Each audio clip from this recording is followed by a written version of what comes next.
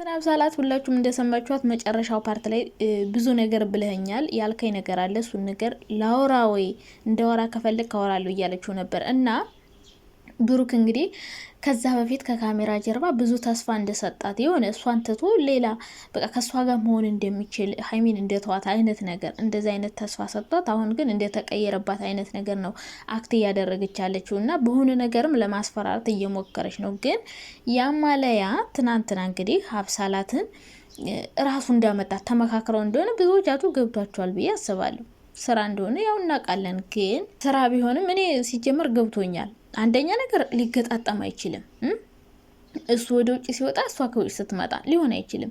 ሲቀጥል ደግሞ በሩ እውነት ነው። በሩ እኮ በነገራችን ላይ እኮ ዩቲዩበሮች ማለት ነው ብዙዎቻችሁ የማታውቁት ነገር ሁሉም ሰራተኛ ያላቸው በነገራችን ላይ እኛ ጋር ያመጧቸውም እንጂ ቪዲዮ ሲቀርጹ ሂጂ ወደዛ ይሏታል እንጂ ዩቲዩበሮች በሙሉ እንኳን ወንዶቹ ሴቶች ዩቲዩበሮች ራሱ ሰራተኛ ያላቸው አሉ።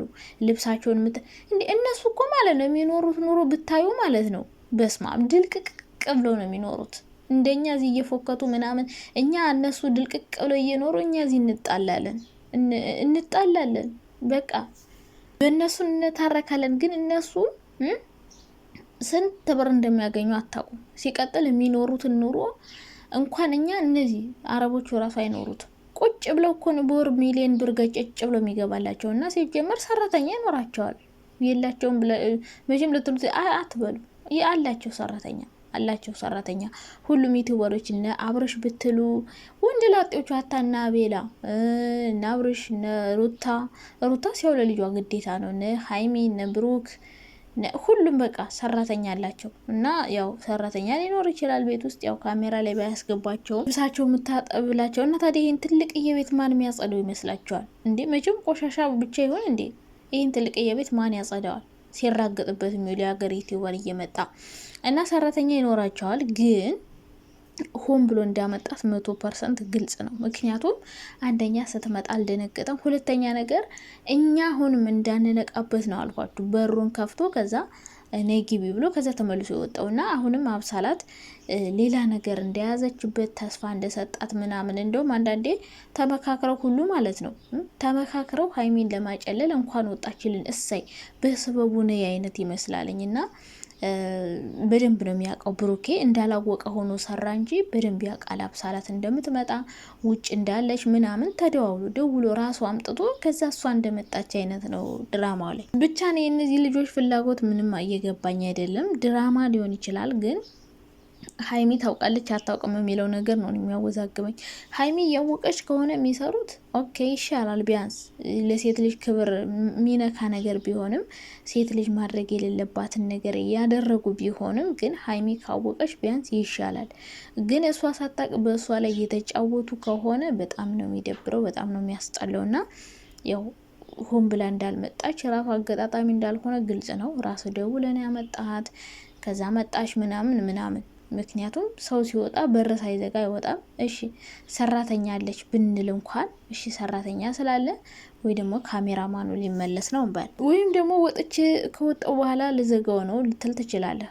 ግን ደግሞ የውስጥ በር ዘግተው ወጣ ከዛ የውጭኛው ልዘጋ የምችለው።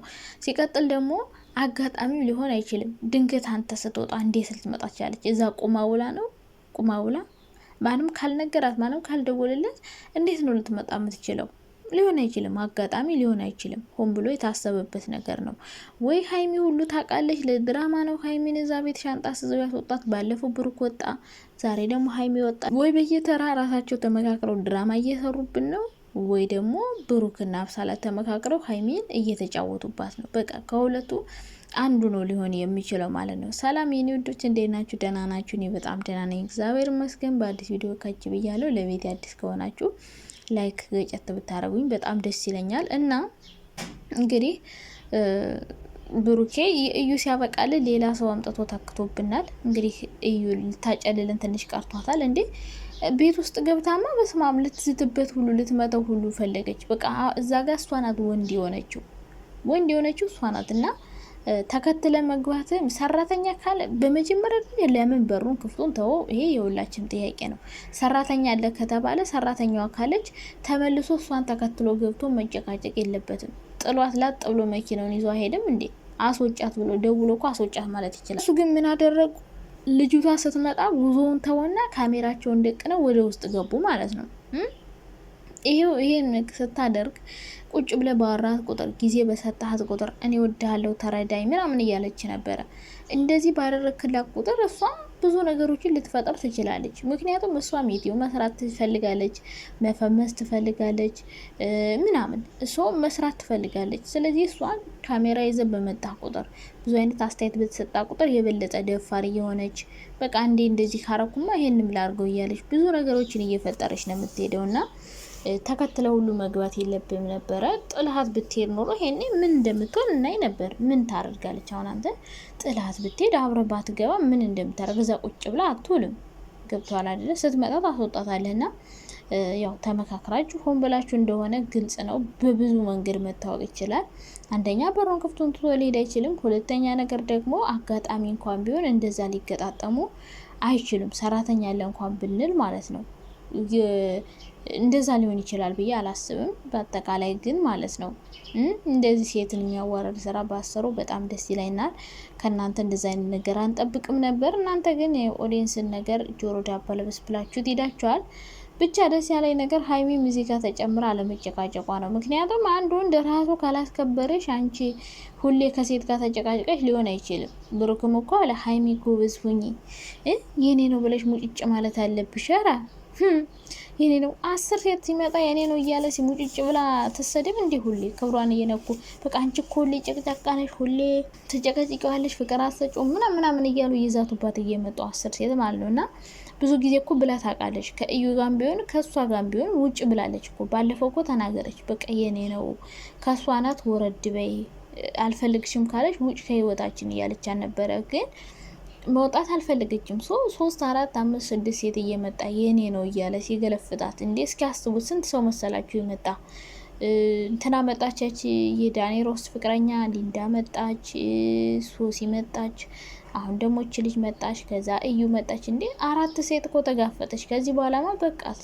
ከዚህ በላይ እንትን ማለት የለባትም። ምክንያቱም አንተ ወንድ እስከሆንክ ድረስ አንተ ራስን ማኔጅ ካላረክ እሷ እንዴት ነው በአንተ ህይወት እንደፈለግ ሴቶችን ያስገባ ከዛ ሀይሚ የኔ ነው እያለች ከሁሉም ሴቶች ጋር የምትከራከረው? አይመጣውም። ከሁሉም ሴቶች ጋር ተከራክራ አትዘልቀውም። እስከ መቼ? ሀይሚ እኮ የሚያሳስባት የአሁኑ ክርክሯ ሳይሆን የወደፊት ህይወቴ ምን ይሆናል፣ እንዴት ነው መጨረሻ፣ እንዴት ነው ልኖር የሚችለው፣ እንደዚህ እየተጨቃጨኩ ነው የሀይሚ ጥያቄ እንጂ አሁን መከራከር ምናምን አቅቷት ላይሆን ይችላል። ግን ደግሞ አብራ ስትኖር እንዴት ልትኖር ትችላለች እንዴ?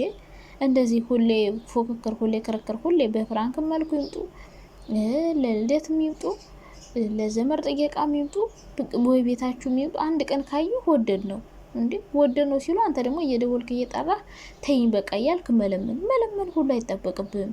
ስልኳን ብሎክ ታደርጋለህ፣ ከህይወት ታስወጣታለህ። በቃ አልፈልግሽም ካልካት፣ የሆነ ተስፋ ካልሰጣት፣ የሆነ አይነት ካልሰጣት ማንም ሴት አትመጣም። አሁንም ቢሆን አብሳላት የሆነ ነገር እንዳላችሁ የሆነ ነገር እንዳላት ምናምን ነው እያለች ያለችው ማለት ነው። የሆነ ነገር ብሏት ግን ያን ነገር እንደሸመጠጠ እና ደግሞ ሚስጥር አድርጋ እንደያዘችለት አሁን ግን መናገር እንደምትፈልግ ምናምን እያወራች ነው። እንግዲህ ማስረጃ ካላየን እኛም አናምንም። ማስረጃ ካለሽ ማምጣት ነው።